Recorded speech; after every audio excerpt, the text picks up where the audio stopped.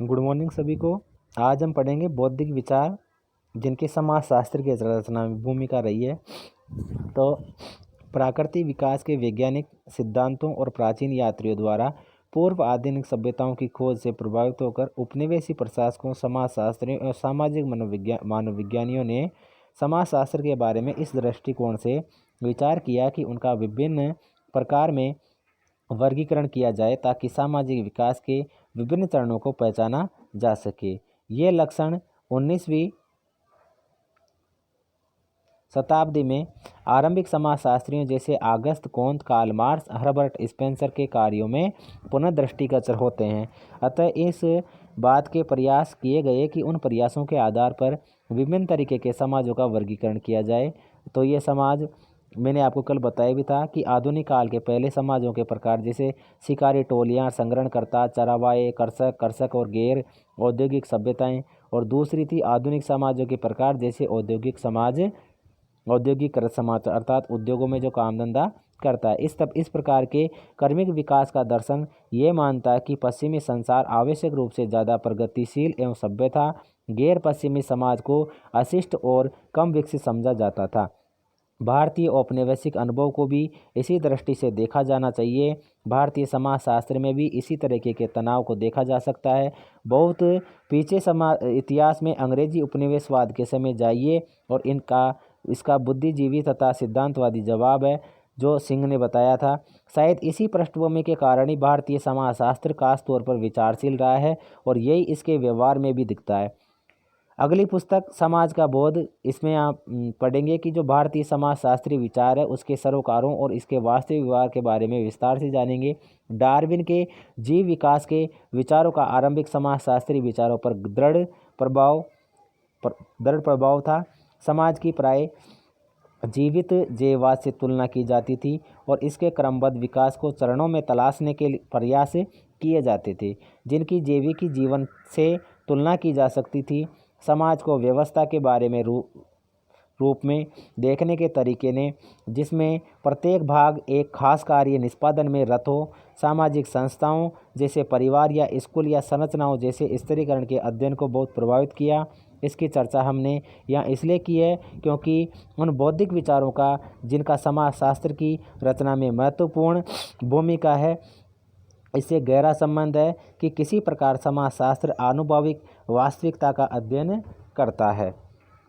ज्ञानोदय एक यूरोपीय बौद्धिक आंदोलन जो 17वीं शताब्दी के अंतिम वर्षों एवं 18वीं शताब्दी में चला, कारण और व्यक्तिवाद पर बल देता है।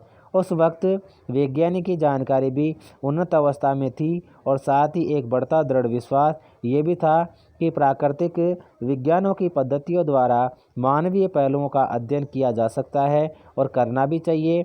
उदाहरण के लिए बात करें तो गरीबी जो अभी तक एक प्राकृतिक प्रक्रिया के रूप में जानी जाती थी उसे सामाजिक समस्या के रूप में देखना आरंभ हुआ जो कि मानवीय उपेक्षा अथवा शोषण का परिणाम है। इसलिए गरीबी को समझा जा सकता है और उसका निराकरण भी हो सकता है। इसके अध्ययन का एक तरीका यह था कि एक सामाजिक सर्वेक्षण किया जाए और ये इस विश्वास पर आधारित हो कि मानवीय प्रक्रियाओं को मापा जा सकता है और इसका वर्गीकरण भी किया जा सकता है। सामाजिक सर्वेक्षण के बारे में चर्चा 5वें अध्याय में करेंगे। प्रारंभिक आधुनिक काल के विचारक इस बात से सहमत थे कि ज्ञान में वृद्धि से सभी सामाजिक बुराइयों का समाधान संभव है। उदाहरण के तौर पर फ्रांसीसी विद्वान ऑगस्ट कोंत 1789 से 1857 जिनको कि समाजशास्त्र का संस्थापक समझा जा सकता है का विश्वास था कि समाजशास्त्र मानव कल्याण में योगदान करेगा। भौतिक मुद्दे जिनकी समाजशास्त्र की रचना में भूमिका है तो औद्योगिक क्रांति एक नए गतिशील आर्थिक क्रियाकलाप पूंजीवाद पर आधारित थी। औद्योगिक उत्पादन की उन्नति के पीछे यही पूंजीवादी व्यवस्था एक प्रमुख शक्ति थी। पूंजीवाद में नई अभिवृत्तियां एवं संस्थाएं सम्मिलित थी। उद्यमी निश्चित और व्यवस्थित मुनाफे की आशा से प्रेरित थे। बाजारों ने उत्पादनकारी जीवन में प्रमुख साधन की भूमिका अदा की और माल, सेवाएं एवं श्रम वस्तुएं बन गई जिनका निर्धारण तार्किक गणनाओं के बारे में होता था। नई अर्थव्यवस्था पहले वाली अर्थव्यवस्था से एकदम अलग थी।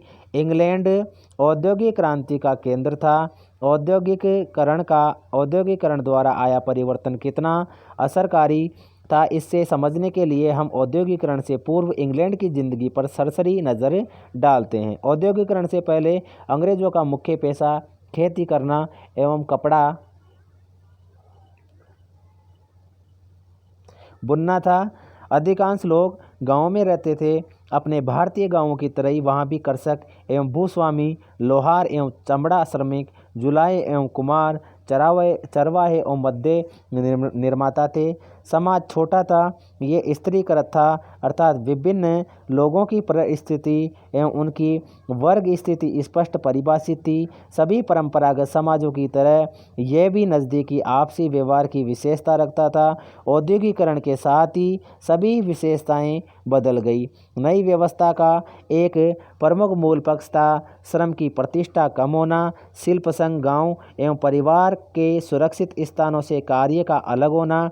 रूढ़िवादी एवं परिवर्तनवादी दोनों ही तरीके के चिंतन सामान्य श्रमिकों की परिस्थिति की गिरावट को देखकर भयभीत थे, परंतु कुशल कारीगरों की स्थिति अलग थी। नगरीय केंद्रों का विकास और विस्तार हुआ। ऐसा नहीं था कि पहले शहर नहीं थे, लेकिन औद्योगिकरण से पहले उनका स्वरूप अलग था।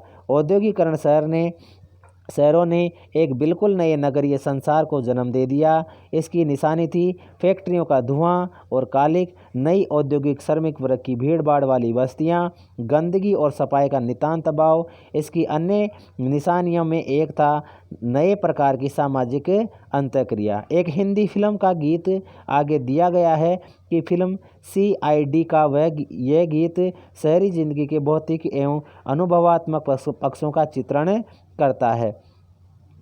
ये गीत दिया गया है तो ये गीत चित्रण करता है। इसका अनुवाद है कि प्यारे दिल, यहाँ जिंदगी मुश्किल है। अगर तुम खुद को बचाना चाहते हो तो तुम्हें देखना पड़ेगा कि तुम किस रास्ते पर जा रहे हो। मेरे प्यारे, ये मुंबई है। तुम्हें यहाँ बहुमंजिली इमारतें मिलेगी, ट्रामें मिलेगी, वाहन मिलेंगे, कारखाने मिलेंगे। इंसानियत भरे दिलों को छोड़कर तुम्हें यहाँ सब कुछ मिलेगा। इंसानियत का यहाँ कोई नामो निशान नहीं है। यहाँ पर जो भी करें उसका कोई मतलब नहीं है। शक्ति या पैसा या चोरी या विश्वासघाती जानबूझकर किया जाता है। यहाँ चलता है। अमीर लोग गृह विहीन लोगों की आवारा व्यक्तियों की तरह हंसी उड़ाते हैं, लेकिन जब वह एक दूसरे के गले काटते हैं तब उसे व्यापार कहते हैं। यहाँ एक कार्य को कई नाम दिए गए हैं। अक्सर कारखानों और इसके यांत्रिकी श्रम विभाजन को किसानों, दस्तकारों, साथ ही साथ परिवार और स्थानीय समुदायों को इस तरह समाप्त कर दिया कि लगता है जैसे यह जानबूझकर किया गया था। कारखानों में एक आर्थिक कठोर नियंत्रण के रूप में देखा गया। अभी तक बैरकों और जेलों तक था। कार्ल मार्क्स के अनुसार कारखाने दमनकारी थे, फिर भी काफ़ी हद तक स्वतंत्रता की गुंजाइश थी। यहाँ श्रमिकों ने बेहतर जिंदगी हेतु सामूहिक कार्य प्रणाली एवं संगठित प्रयास दोनों ही चीज़ें सीखी है। ठीक है।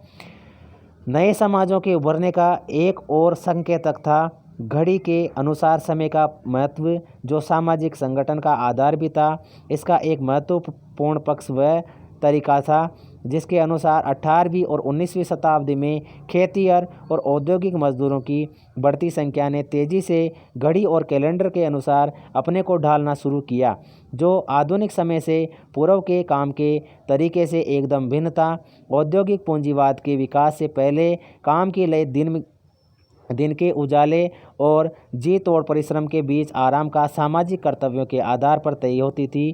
कारखानों के उत्पादन ने श्रम को समकालिक बना दिया। इससे समय की पाबंदी, एक तरह की स्थिर रफ्तार, कार्य करने के निश्चित घंटे, हफ्ते के दिन निर्धारित हो गए। इसके अलावा घड़ी ने कार्य करने की अनिवार्यता पैदा कर दी। नियोक्ता और कर्मचारी दोनों के लिए समय अब धन है, ये बीतता नहीं बल्कि खर्च हो जाता है। और ये कुछ क्रियाकलाप दिए गए हैं कि जैसे परंपरागत गांव थे वो किस प्रकार के थे, फिर औद्योगिक जो क्रांति हुई उसके बाद में उनमें क्या परिवर्तन हुए, किस तरीके से हमारा समाज बदला, किस तरीके से हमारे परिवारों की व्यवस्था बदली, इसके बारे में भी हम पढ़ेंगे। तो हम आगे जो कल की क्लास होगी उसमें इसका अध्ययन करेंगे। कल हम पढ़ेंगे हमें यूरोप के समाजशास्त्र के आरंभ और विकास को क्यों पढ़ना चाहिए? कल की क्लास में हम इसको देखेंगे।